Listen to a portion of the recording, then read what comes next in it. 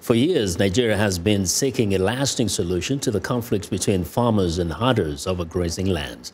The conflict has claimed thousands of lives. The country's Middle Belt region is most affected by the dispute, but recently the government introduced a settlement plan for herders aimed at ending the clashes.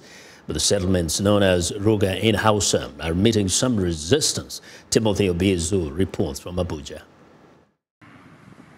Haruna Isa, who struggles to keep his father's herd well fed, gets up early to find a few good grazing spots around the city center of Nigeria's capital.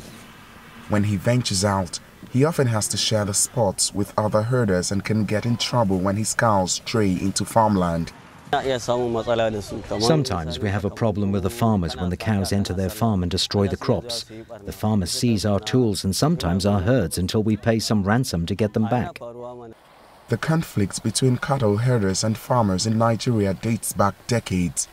Population growth, urbanization and desertification triggered by increasing climate change have escalated the conflict.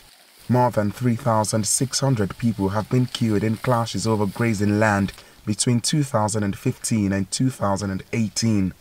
Thousands more have been displaced. The government says establishing cattle settlements or rugas for the herders will address the issue. What it is intended to do is purely to find a way of mitigating the movement of pastoralists. But the government plan has met with stiff resistance, especially from the eastern part of Nigeria, where residents say they will not give up their lands for these settlements. It's not a scheme that can assist the country, because already we have rugas that are existing, and those rugas have been abandoned. What happened to the to the initial rugas that we have? These are the questions Nigeria should keep asking.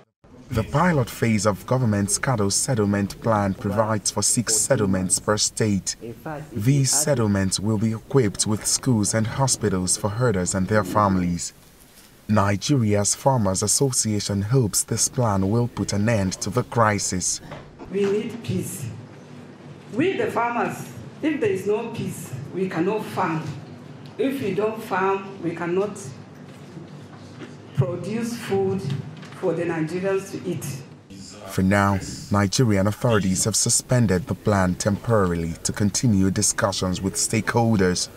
Until then, herders like Haruna will have to make do feeding their cattle, even if they create a public nuisance.